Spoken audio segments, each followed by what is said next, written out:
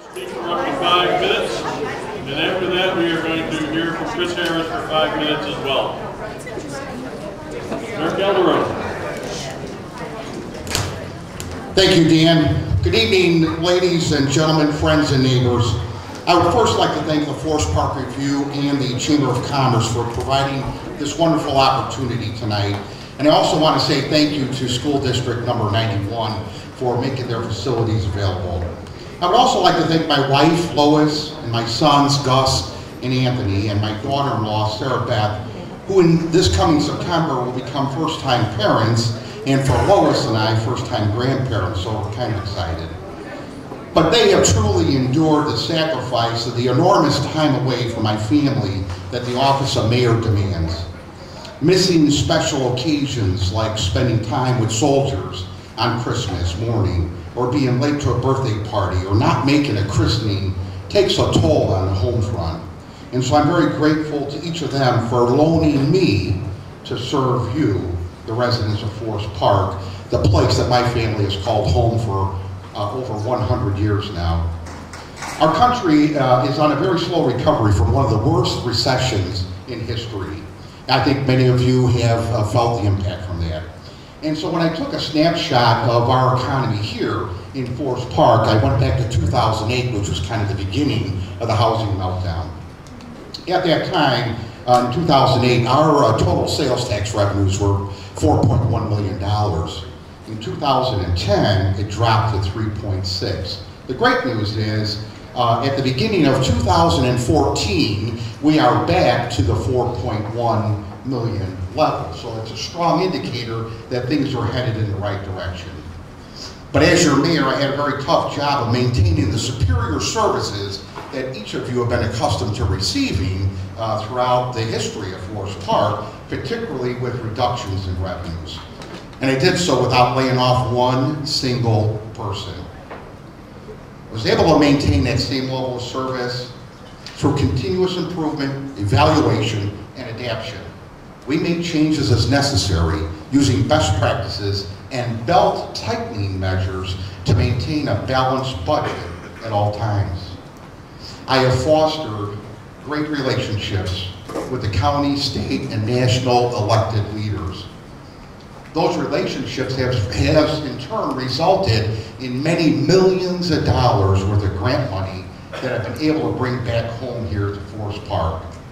It was mentioned earlier by one of the commissioners, we've got $2.5 million that's going to be used for a much needed facelift on Roosevelt Road. You're going to be seeing that happening fairly soon. And after 3 attempts, 3 go-arounds at it, I was able to secure, we have a total of $1.8 million now for a much needed improvement, a facelift in Madison Street, west of Des Plaines Avenue. And by the way, I also brought in the Village of Forest Park to partner with us. It's going to be a first time ever for the Village of Forest Park where we're partnering with a neighboring community on a joint redevelopment. Nearly a year ago, I formed an economic development committee, and just recently we held our very first workshop for the business community to help them build and bolster their business. My goal is to eventually turn this into an economic development corporation whose full-time responsibility will be economic development. But there truly is much more to be done, and this is a top priority for me. About 10 years ago, I authorized a full-time deployment of one of our police officers who went on a full-time assignment with the Drug Enforcement Administration. And you may say, why'd you do that? So over a 10-year period, the deployment of our police officer with the DEA resulted in $1.8 million in seizure money coming back here to Forest Park. So you may say, what's that all about? Well, here's what it's about. We ended up rehabbing a building next door to Village Hall that is now a state-of-the-art detective and criminal intelligence division. And moreover, just recently we built a garage, they refer to it as a sally port, where it's going to be secured, under a secured control when police officers are bringing prisoners in. Community policing has always been a passion of mine for a long, long time. And in fact, we've conducted 6 police academy classes representing 150 graduates. I've also hosted over a dozen neighborhood crime prevention and intervention meetings where we are meeting face-to-face with residents to talk about long-term solutions to problems in their neighborhoods. Our cops today work permanent beats, so they're in the same place, in the same area all the time.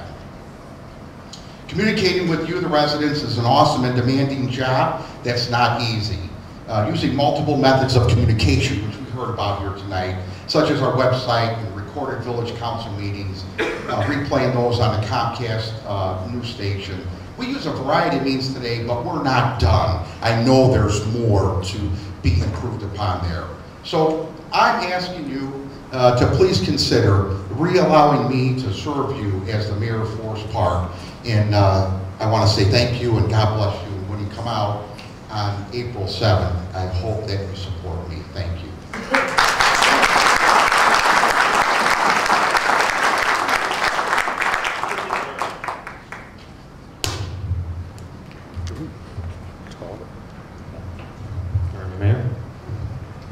For those of you who don't know me formally, I am Chris Harris. I've been on the board for 4 years as a commissioner, the Commissioner of Public Property.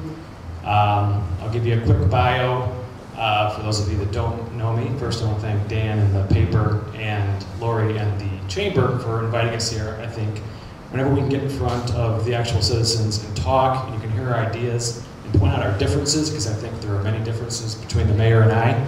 Those will be very evident in the next 45 minutes or so. So, me, Chris Harris, in 2008, after 10 years at a corporation, I was laid off like many people were. They cut my whole department. 50% of the company was gone. And like a lot of people, you start looking for a job. What are you going to do? No jobs out there in 2008. I don't know if you guys remember that. So I had a couple contacts. I started contracting with a couple different old contacts I had. That turned into a lot of contacts and more referrals and more jobs, and all of a sudden I'm incorporated and I have a small company going. And I have to keep fighting for jobs and coming up with ways to get more jobs and keep myself busy and have an income. It takes a lot of different, you have to be quick on your feet.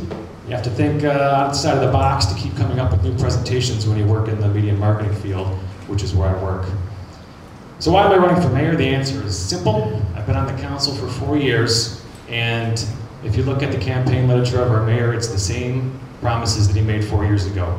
It's the same promises he made 8 years ago. Forest Park has become stagnant.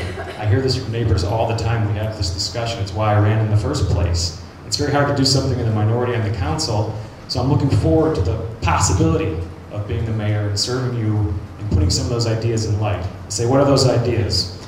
Well, on my years on the council, I've seen the mayor punt on important things that can help remediate flooding, like green solutions. He has publicly stated he's against green solutions. For long-term planning, I've tried at budget meetings, I've tried at council meetings, and you've heard the commissioners dance around this before, to put an actual sewer fund in. That dedicated sales tax that we raised, I mean 0.5%, that should be a dedicated sewer fund. You're not going to get grant money if you don't have skin in the game. The MWRD is not going to give you $1 if you're not showing you're dedicated to it, and we don't show it at all. The mayor's had 16 years to do that, he has not. I want to do that day one. I want to change that sales tax. Instead of it just being infrastructure improvement, that becomes a dedicated sewer fund. So quickly, I have the enthusiasm and fire. I look forward to the challenges of being mayor. I look forward to serving you. I think I have new ideas to bring to the table. My record's shown that I've engaged citizens all 4 years I've been on the council.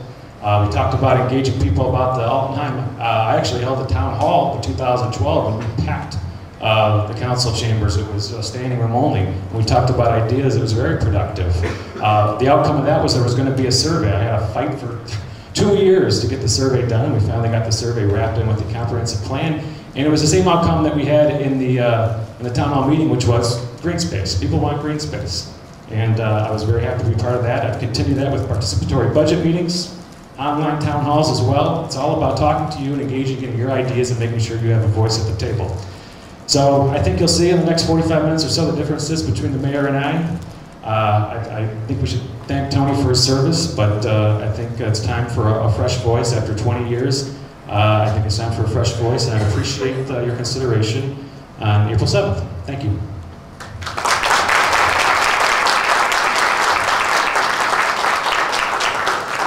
Again, as before, 90-second time for individuals or to the two of them. First question has to do with the retirement pending of the police chief in the next couple of months. And so what is the top priority for the next police chief? And what is the role of the mayor in helping the police chief achieve that priority? Either one of you.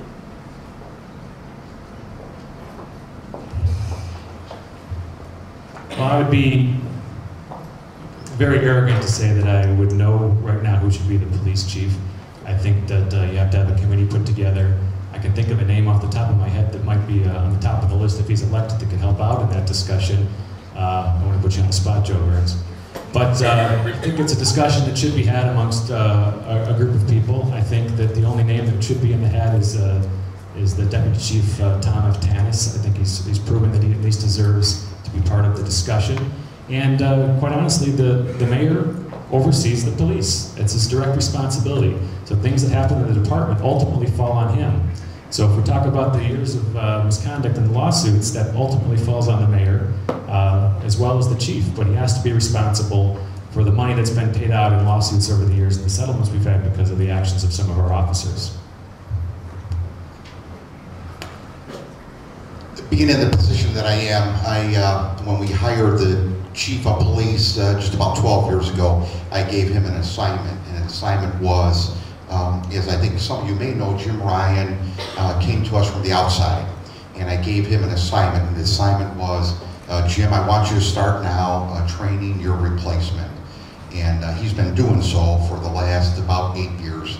Tom Aptanis, who has been serving as our Deputy Chief of Police, has been well groomed. He's been through the FBI Academy, and I think he would be best prepared to lead our police department. Approximately 50% of the housing stock in Forest Park is rental property. What are the pros, the cons of that? Is there any role the village has in trying to respond to issues in rental property? It's an excellent question, and it's one of the reasons it took me a few years to get it done, but I ended up creating a position of a crime-free, multi-housing police officer. Some of you may be aware of that. So this is a police officer that focuses pretty much his full-time attention on issues that are present in Forest Park with multifamily dwelling units. We've seen a very positive reaction, particularly by a reduction in calls for service to our police department. As a result of that, in addition to the landlords, the owners of the property being very appreciative about some of the tactical aspects that the crime-free multi-housing officer brings to the table. Well, there's very unique situations that happen in multi-unit dwellings, and I think there's a lot of nuances that some of us that live in single-family homes may not understand. Now, what I've learned in running for mayor is being proactive sometimes might nip you in the butt, but I already reached out and talked to some of the condo board owners about joining a multi-family unit building committee so we can discuss those issues monthly at Village Hall and be part of the decisions that are happening. I didn't offer anybody an actual position, but I said, would you be interested? I want to be clear on that. But I think that's an important discussion to have. I think that we need to be part of the discussion with those condo owners and management companies of the apartment company. There's just different nuances to living in those dwellings, and especially some of the ones that are now dated, that they're selling at auctions for $20,000. People are coming in and buying those and renting them back out, and you have condo unit buildings in certain parts of town that have become condos/rental units as well, and as I said, they have different aspects to living that some of us maybe don't appreciate that we need to discuss and delve into. We are inevitably going back on a couple of issues. Flooding. What is a 21st century flooding solution? And is there an actual fix village-wide? I have long been a proponent of green solutions, and it's not a Forest Park thing. It's really a regional thing, and it's sharing data. What we don't do a good job of right now is really working with the communities around us and what they're doing. But we really need to embrace 100% green solutions for short-term flooding solutions. I have attempted to do this numerous times through permeable pavers and parking lots and whatnot. It costs more. Yes, it costs more. You can't do as many alleys. When you can do 2 alleys for the price of 1 alley, it's a green alley, 1.5 alleys, you can't keep as many voters happy. And I think that's unfortunately what it comes down to when the decisions are made at Village Hall. We need to invest. When we have alleys coming up in infrastructure projects, they need to be green alleys. Green alleys can absorb massive amounts of rainfall without a lot of work. It just costs a little more money, but we need to invest in it. We need to invest in it now.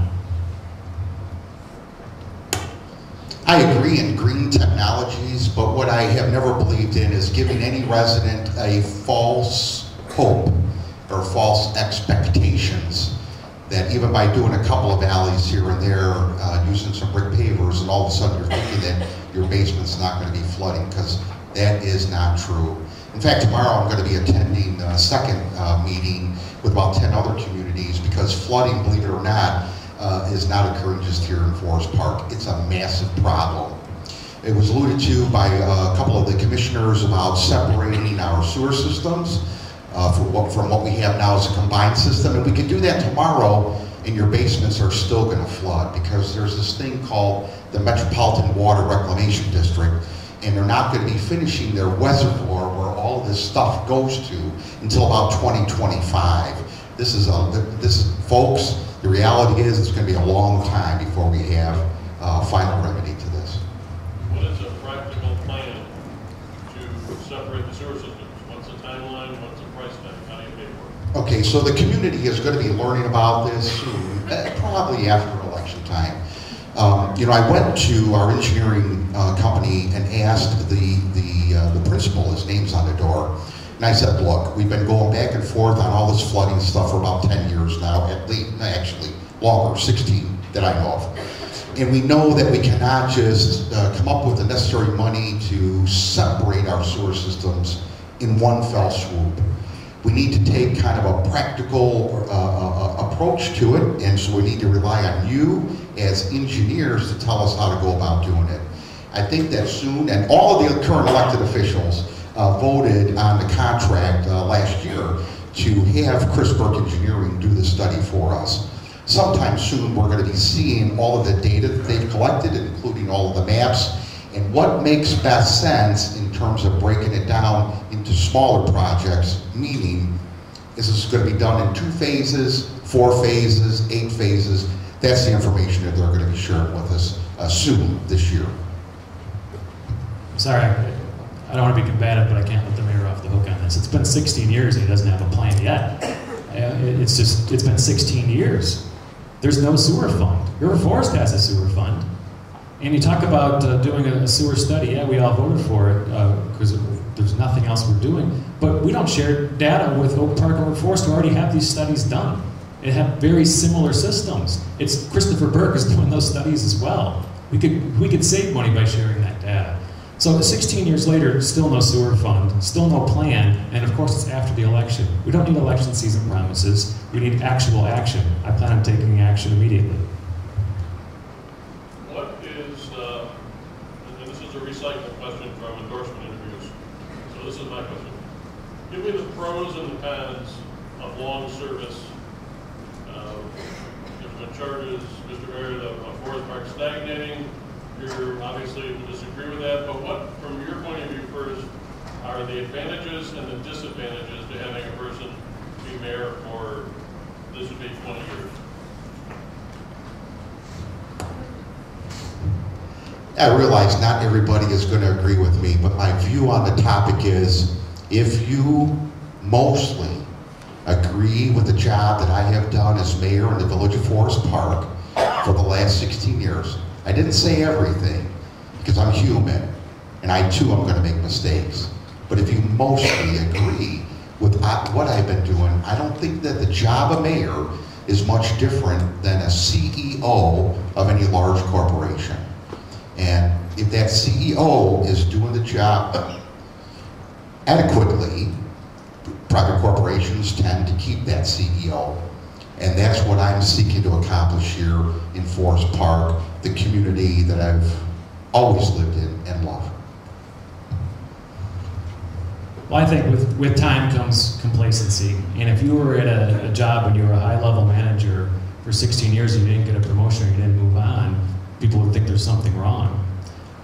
Steve Jobs, for God's sakes, left and came back to, he didn't spend that whole time at Apple being the CEO. So unless it's a family-run business, I haven't seen CEOs sitting there for 20 years at a lot of companies. And I think that's what happens. Complacency sets in. You become the mayor with a lot of ambition, and then that kind of wears off, and then you're just the mayor. And I think that's what we've seen, unfortunately, in the last 4 years for sure, and I would even say 8 years. Does the mayor of Forest Park have a role in improving the situation in District 209? Absolutely. I think that it has to be a community-wide effort, and the leadership of the communities need to support what's best for the children. And what we've seen for the last almost 2 decades at least, the schools have been going down longer than that, but it's definitely been a pattern of major issues at 209 the past two decades, and we have a mayor that supported the failures over there. I have been energized by the Proviso Together campaign. I don't know if you guys had a chance to get to meet Ned, Claudia, or Teresa, who are running for reform of 209. And it's just exciting to see. I cannot remember a campaign for school board in this town that has that kind of energy and positive ambition for change. And absolutely the leadership should be behind something like that, because right now the school district is not even an option. I think it's always best to have a full and complete understanding of, a little bit of history. It's been a little bit more than 2 decades that, Proviso's been failing. It's probably more in the line of 4. Certainly the mayor of Forest Park, I think, can play a little bit of a role, but there's a lot more than just Forest Park. There's 10 other communities that are feeding into that high school district, and there is a significant number of challenges outside of politics. There's more to the challenges at that high school district than just politics that have been at the root cause of some of the very, very poor performance. When was the last time your opponent had a good idea that you took action to implement?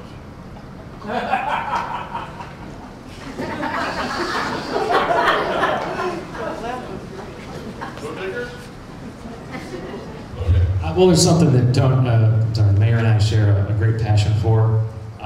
We both have a great respect and honor for the troops. And the mayor came. I throw a fundraiser every year at the Park District, and the mayor came and spoke at that. We have a common bond over that, I should say, and he does some great work in that aspect as well.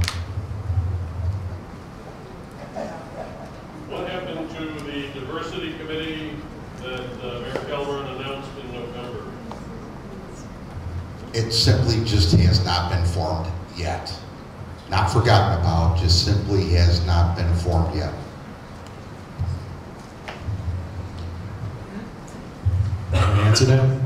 I know people that called and tried to get on the diversity committee and were told that they didn't even know that there was a diversity committee that was planned, because I don't know if you guys remember, it was planned in the wake of the what's called the saggy pants ordinance, which was when there was an ordinance to quote-unquote pull up your pants. And all of a sudden we had 4 news cameras in the council chambers, and Fox and ABC, and the Tribune was there, and everybody.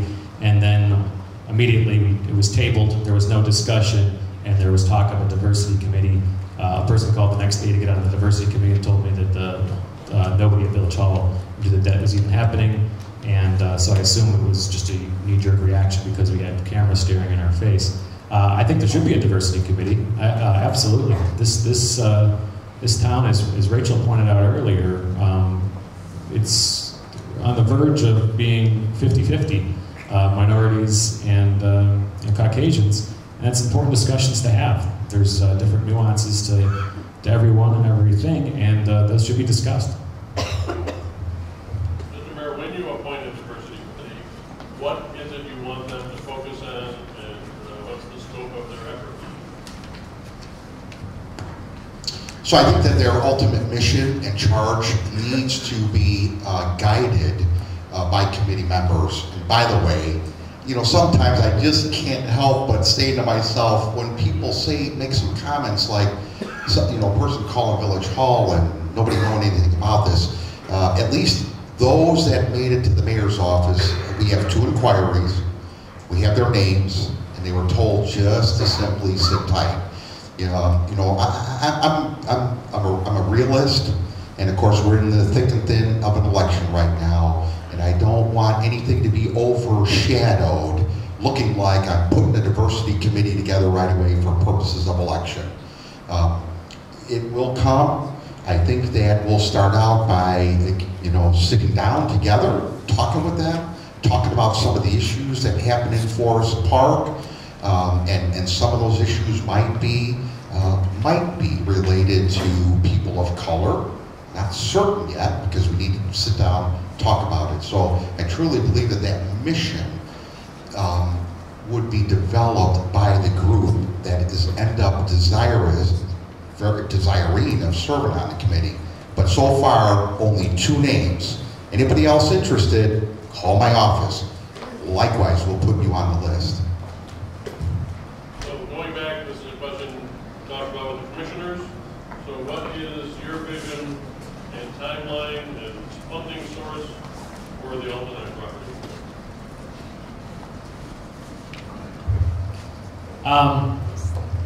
Great passion of mine, the Altenheim. I was happy when I was elected to be, we get put in positions and I was the Commissioner of Public Property, because that means I get to assert a little authority over it. And as we talked about the town hall in my opening speech, I'm not going to pretend that my vision is the right vision for the Altenheim. It was fantastic to have a discussion at that town hall. There was ideas, all sorts of ideas that were coming out. I see someone in attendance, our former rec board chairman, Jen Wolf, had renderings done. She put a plan together for her vision. She'd like to see the chapel turned into a wedding rental area for the village as an income property. I just think it needs to remain green space. That's my only wish. I had talked about the sculpture garden. I had talked about bike paths, walking paths. I talked about working with the park or the forest preserve to get access to the river and having a canoe dock out there and whatnot. That's what I'd like to see, but again, my vision isn't necessarily Forest Park's vision, so we need to get the conversation started again. And Dan, as I told you in our endorsement interview, I think day 1, first week type stuff is getting a committee together and start having monthly meetings that are open to the public and start getting a direction, so by 2016 we know what we're doing then. Preservation has been my passion since the day that we bought that property, and all I've ever hoped for was just a little bit of credit for taking the initiative, for having the vision, just a little bit of credit to at least acquire that property. Nothing has happened with it, but had I not been the leader at that time, we wouldn't be having this discussion today.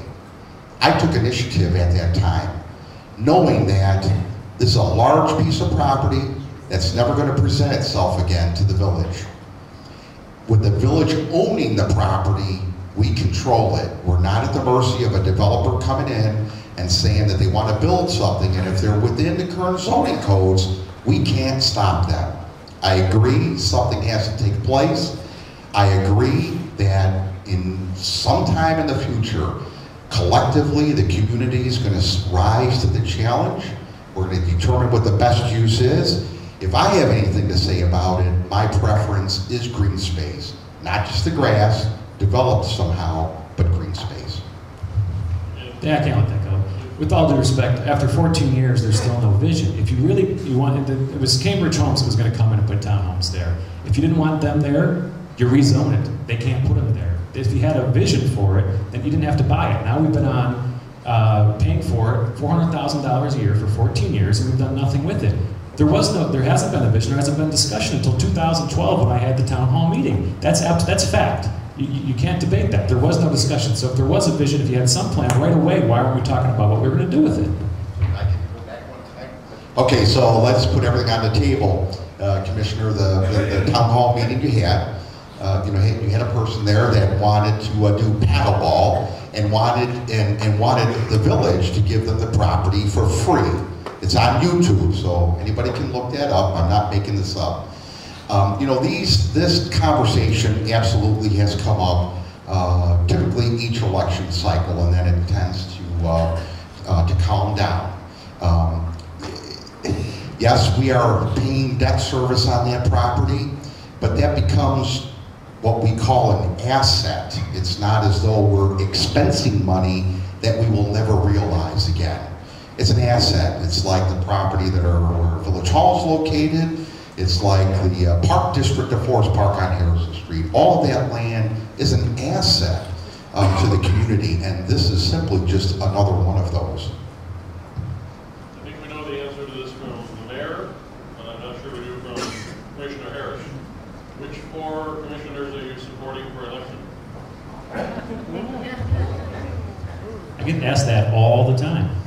I got asked that this morning from 15 people that I was meeting with. The paper called me a couple weeks ago, and I openly endorsed Dan Novak.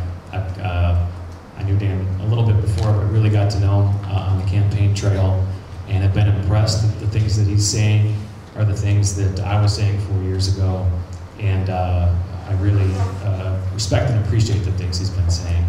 I knew, or at least I thought, Joe Burns has been running for commissioner for about a year, and I talked to Joe probably 6 months ago. I signed his petitions back in, was it November, Joe? And told him I would support him then, still support him. And I've also told Rachel that I'm supporting her as well. Between the other two co-workers, shall we say, flip a coin. They both bring different things to the table. Mr. Mannix is very good about doing research and bringing data to the table. Commissioner Hostie's very good at getting his point of view across in any way necessary. Watch some meetings and see who lights your fire more, I guess. But that's where I stand. Mayor, any comments, or your point of view is clear? I don't think there can be any misunderstanding who I'm supporting. I definitely have a team, that I shook hands with quite a while ago, not knowing what the playing field was going to be like. And some of you may remember 4 years ago, there was 11 names on the ballot. There was 11 names for commissioner on the ballot 4 years ago. And so, when you're into running for office, as I've done a couple of times now, you simply don't know what the playing field is going to be like until the last day that you have to file your petitions. And so the folks that I shook hands with, I did so many months ago in contemplation that there was going to be more competition this election cycle. The question has to do with the village administrator and whether he is able to be independent on his job.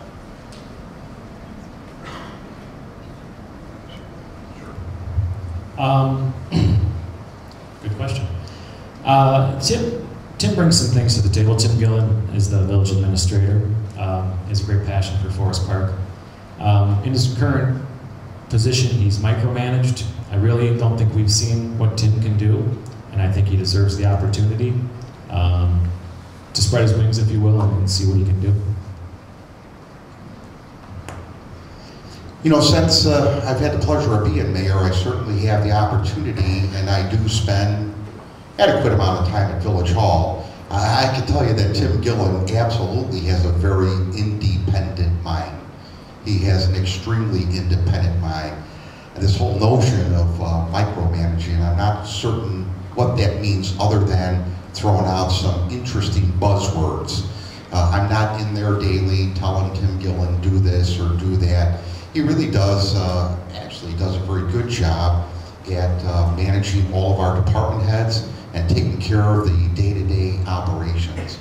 The whole micromanaging stuff is simply just a bunch of hogwash. Do you both assume that in one form or another there are going to be significant cuts coming in terms of state funding, whether it's the income tax share or grants? And what do you think a rational course is to prepare for that?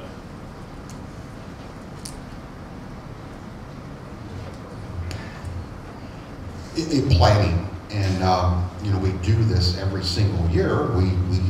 We sit down and we start planning our budget, and this particular year is going to be a little bit different because we have to contemplate that we're not going to get some grant money that otherwise we're typically accustomed to receiving, but usually those are offsets. So we would, when we have grant money, we're not using grant money for general obligations of the village, meaning we're not using grant money to pay salaries. Typically our grant money that we get is tied to a specific project. It might be replacing an alley or a roadway or something like that. So if we're going to contemplate we're not going to get it, we're not going to plan to do some type of infrastructure work.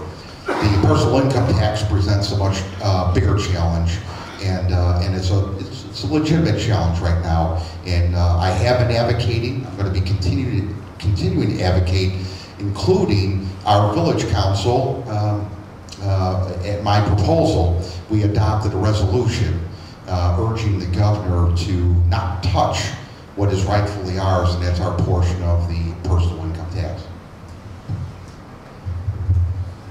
We actually agree on some things there. And also, it was a 5-0 vote. We did pass that that message to Governor Rauner. More importantly, if it does happen, I don't know, it's been in the news a little bit that the village would lose their portion of that tax. And I'm sure WCMC, which is all of the western suburbs, would file a lawsuit. There's no way that we're going to go down. It's very specifically written that that money is intended for the municipalities, and there would be a great fight to hang on to that money. There will, I think everybody thinks, as we've seen immediately at the Park District, grant monies that were taken away by Governor Rauner. I expect that there won't be as many grant dollars available, and I agree with actually what Mayor Calderon said about proper planning and not expecting things you may have expected in the past. A question related, Commissioner Harris, to a flyer of yours in which you say you are going to freeze village property taxes. I'm assuming we're talking the village portion of property taxes. That's the only thing we can freeze as the village, yes. So how, is that a promise you're making? How are you going to do it? Mayor Calderon, is it doable, achievable promise? Well, every year, it's absolutely achievable. Every year on the council, the portion of the income tax, you could abate it back if you wanted, but every year the mayor has raised it. And I think we should freeze it. I don't think the economy's recovered to the point where every dollar doesn't matter for the families. Is it the biggest portion of your tax bill? No, but every dollar counts to me, and I think we should freeze it.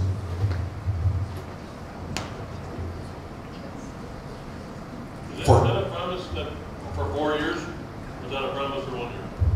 4 years. You know, for definitely 16 years that I'm aware of in Illinois, we have this thing called tax caps. And the levy that we're talking about, the levy that the Village of Forest Park files with the County of Cook, cannot exceed 5% or CPI, whichever is less. And for 16 years straight in a row, it only has been CPI. It's a very, very small amount. Typically, it probably averages about 2%. 2% over the previous year. And with that new money, that's a very small amount of money, 2% that we get from year to year. For 16 years that I've had a say so in it, we have taken 80% of that new money. Roughly 80% of that new money is going to fund our police and fire pension funds. So the lion's share of all of that new money, which is a very small amount, is going directly to fund police and fire pension funds. And so it's real hard to have your cake and eat it too. It's going to be really difficult to freeze property taxes and continue funding the police and fire pension funds at the level that I've been doing for the last 16 years. When are we spend a minute on pensions. Everyone's worried and concerned. Your sense, Mr. Mayor, is that the pensions in Forest Park are in okay shape? So, you know, when we're exposed to newspapers and the TV about the terrible state of pensions in our entire state, there's a whole lot of different agencies and work groups that they're talking about. Here in Forest Park, and this really only applies to police and fire pension funds, we're funded in the mid-60s, mid-60 percentile. We are absolutely in the safe zone. And by the way, I'm not familiar with any community in Illinois that's funded at 100%. Here's what this all means at the end of the day. And it's not an excuse, I just want you to know what the facts are. In our case, let's call it 65 percentile. What that means is we have retirees in each of those work groups right now, former police officers, former firefighters. They're already collecting their pensions. If 100% of our police officers retired today, in addition to the retired police officers, we would only be able to fund 65% of those retirees. Well, that's absurd, because all of the police officers are not going to be retiring at one time. Likewise with the fire department, they're not all going to be retiring at one time. But I have kept my promise, and that is making the contributions annually based upon actuarial studies to keep us in that safe zone. We kind of got the lesson of what it is. I agree we're not at critical mass. We could definitely be better. There's definitely conversations and fights in Springfield over this constantly, and there's a coalition of suburban mayors our mayor's not part of, that are definitely on the loop and leading on that. I would love, if I was elected, to assert myself into that group as well. But I don't rehash what the mayor said, because that's basically true of what he said and where we're at situation-wise. We have two questions related, and they are based on an assumption that Forest Park faces more lawsuits against the village government than is typical, or that is compared to surrounding communities. Is that true? And if so, why would that be true?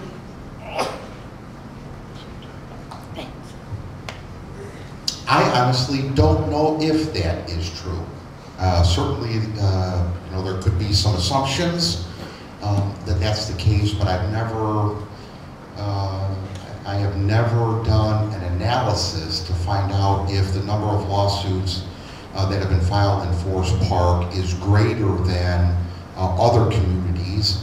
And you know, and we would have to look at that in some relative term.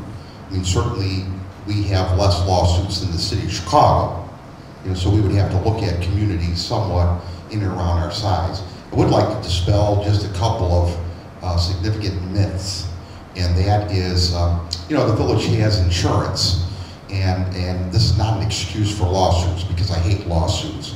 But our insurance company, they're the ones that have paid out settlements on these lawsuits, so that money has not come out of our general corporate fund. In addition to that, I've also heard a rumor that we have paid millions of dollars in extra premiums. Now, this is all public record, so don't take my word for it. You can come in and collect the records yourself. Actually, since about 2008 until current, our insurance premium is less. It's less. So to the contrary, it has not cost us millions of dollars. That's what insurance companies are in the business for, affording us the protection, and particularly the types of insurance companies that insure municipalities. They understand that unfortunately there are going to be lawsuits from time to time. Well, if you want to talk about neighboring communities and towns that are pretty equal in size, since 2008, River Forest has paid out $70,000 in lawsuits. Since 2008, North Riverside has paid zero. Since 2008, Forest Park has paid $750,000.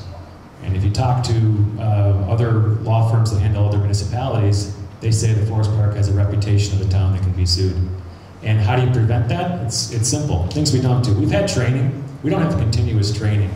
There are professionals that come in and talk to police forces twice a month, keep them up to date on what's going on there, things that, new laws that are in place. We don't do that on a consistent basis like we should. And the mayor said that the insurance companies end up paying, sure.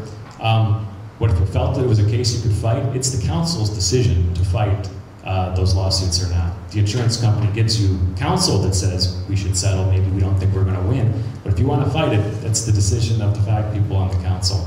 So I think it's a direct failure of leadership that we've been sued that many times, that we've had that many interactions that have resulted in lawsuits. To me, it's a top-down mentality. And people, if you talk to other municipalities and they say that Forest Park has a reputation, I don't think they're lying about that. Look at what Cicero's done in the past 10 years. They went from one of the most sued cities in all of Illinois. They implemented a great training program, and they've knocked it down. I wish I had the exact, I don't want to be anecdotal here with the exact percentage, but it's been down significantly in the past 10 years. If elected on April 7th, what will you do on April 8th to reach out to those who opposed you to make sure the best interests of Forest Park are served?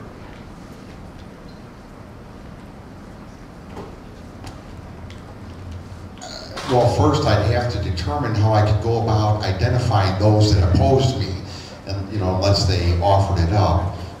Certainly, and I'm going to just speak from my heart here, as I always do.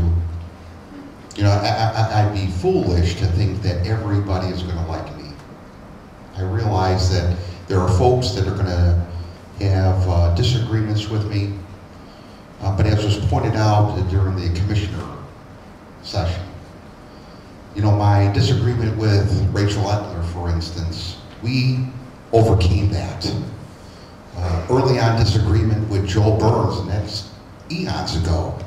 We overcame that. You see, I believe that as adults, if we genuinely come to the table and sit down and talk about our differences, there may be an opportunity, there may be a chance that you may see me in a different light, or I may see you in a different light. But to sit in the background and rely just based upon the influence of somebody that's given you incorrect, negative information, casts me in a bad light, and I don't know that that's fair.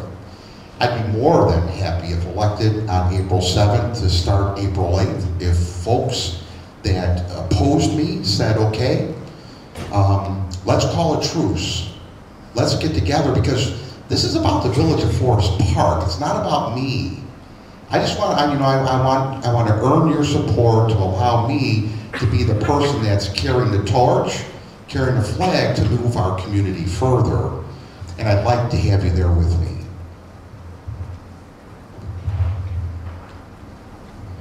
Good question. Who opposes you? I don't know. I think dissenting voices are important. I think differing opinions are important. I think you need to embrace those. I can guarantee you, if elected, that people won't agree with every decision I make. Let's have a discussion about it. I'm happy. The door will be open. We can talk about something that we don't agree on, and hopefully shake hands afterwards. What political figure, past, present, national, local, most resembles your leadership style?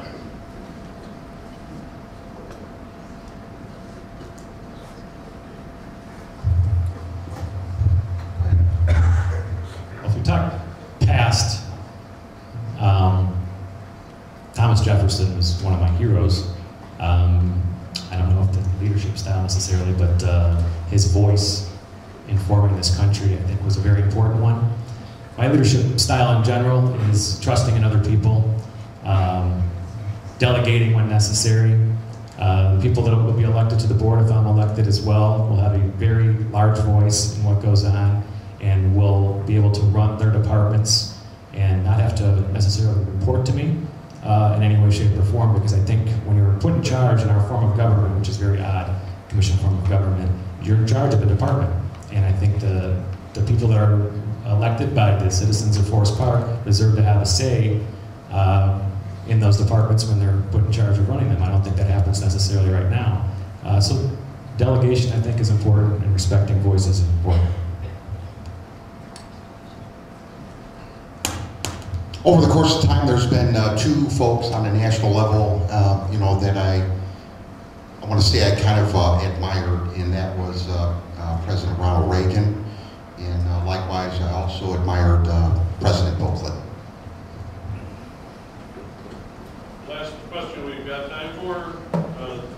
Could each of you point to something specific, notable in the last 4 years that you believe you played a critical lead role on and that you're proud of accomplishing?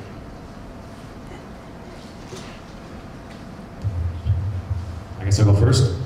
I said at the beginning speech,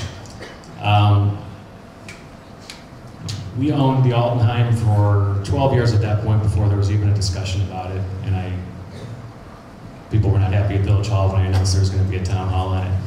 And we had a great discussion on it, and that led into other discussions. I held online town halls about video gaming. I held online town halls about medical marijuana, and it's great to sit there and have differing opinions come back and forth. I think that's part of being a mayor, is engaging the citizens. I don't believe, when I've heard over and over, that the citizens don't want to be involved, because everyone I run into wants to be involved. And that'd be an important part if I'm elected. We're going to continue that trend.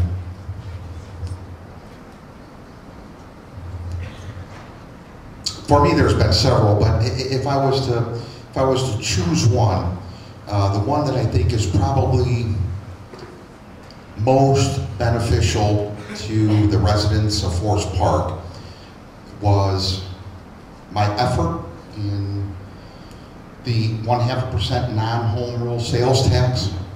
Believe it or not, for the Village of Forest Park, that 0.5%, 0.5, represents about $1 million a year in revenue to the village. It's a lot of money. Now that's on top of, several years ago, the community had adopted a 0.5% non-home rule sales tax. And likewise, that represents $1 million a year. So combined about $2 million a year now. That first 0.5% was pledged because we took that revenue source and went and sold bonds. And for anybody in here that has a new alley, green or not, if you have a new alley, you have that new alley because of that first 0.5% non-home rule sales tax. We did about $8 million worth of work with that 0.5%. So the revenue stream is retiring that debt. The part that I'm most proud about with this new 0.5%, the money currently is absolutely pledged to infrastructure. But most important, we have, for the first time ever, put together a 5-year capital improvement plan. And in fact, you can see it online. Go to our website. You can see our 5-year capital improvement plan. If you want to know if you still have an older alley and you want to know when it's going to get done, or if you have a street, and we do have some streets that are in deplorable shape, but it costs a lot of money to repair these streets. This is where that money is going to go. And we've got this 5-year capital plan. You can look it up online and see when these improvements are going to be done. And if I was to pick one, I think that's probably most important to me.